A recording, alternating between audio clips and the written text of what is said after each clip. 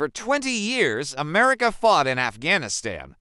They went to war with the Taliban, hunted down bin Laden. But there is one secret they aren't telling you, and today we're gonna uncover it.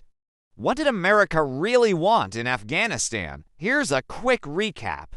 On September 11, 2001, terrorists from Afghanistan's Taliban regime attacked America.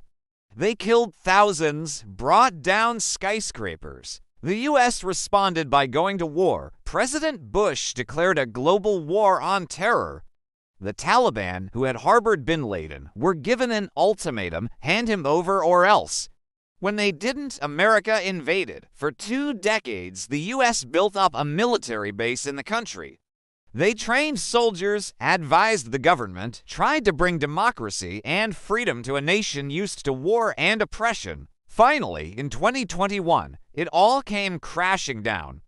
The Taliban seized the capital, the government collapsed, and America fled.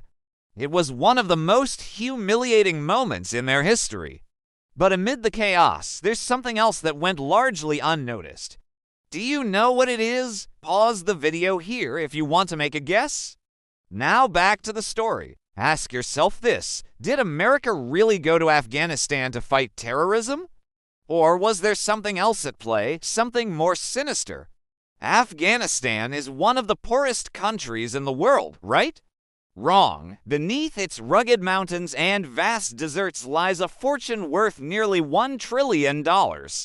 There are massive deposits of lithium, copper, and rare earths. These are the same minerals that are powering the electric cars of tomorrow.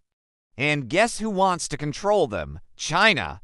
Beijing has invested billions in mining operations across Afghanistan. They even built a highway to carry their goods. Talk about being a silent partner. Then you have Russia.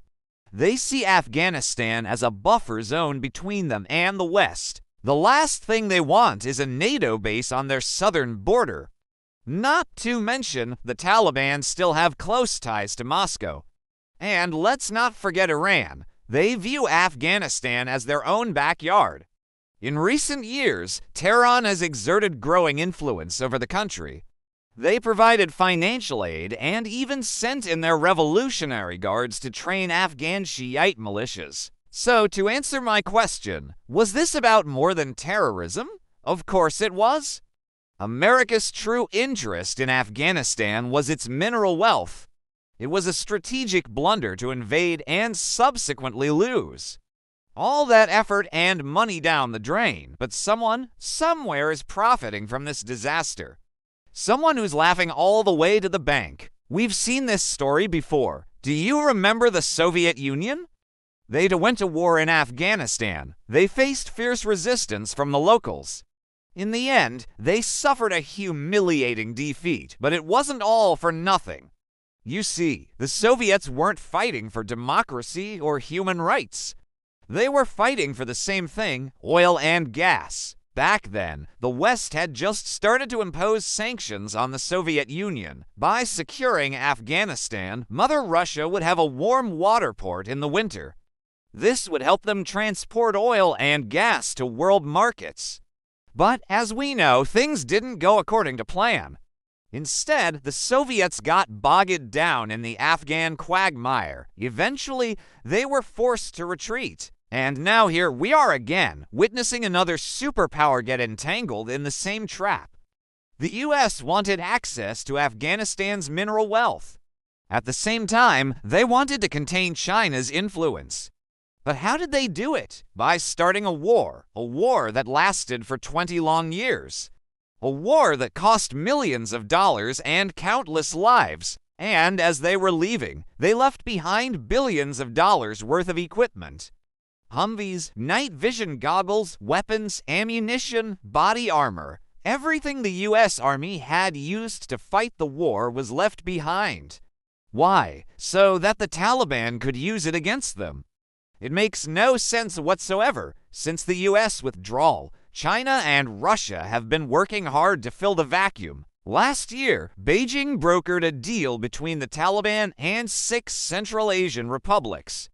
It was a security pact, but it also gave China more leverage over Afghanistan's mineral resources. As for Russia, they continue to support the Taliban. President Putin attended the inauguration of their new government. He also invited the Taliban leader to Moscow for peace talks. And so the big question remains, who benefits now from Afghanistan's riches? Who is making money off this war? Whoever it is, they're hiding in the shadows, pulling the strings from behind the curtain.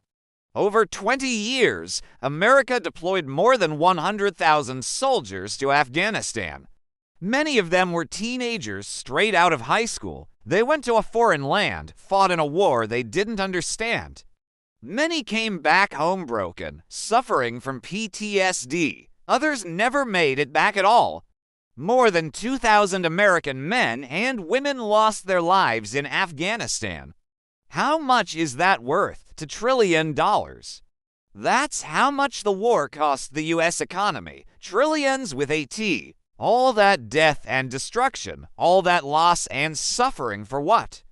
To line the pockets of a few. It's a bitter pill to swallow, but that seems to be the case. This is a story that America doesn't like to talk about. They don't want you to know the truth about their secret war. But here's the thing, the past is never truly past. What happens in Afghanistan will have ripple effects felt around the world. It will change the balance of power, alter the course of history. What comes next might shock us all, and thank you for watching. Don't forget to subscribe, like this video, and comment below with your thoughts. See you next time.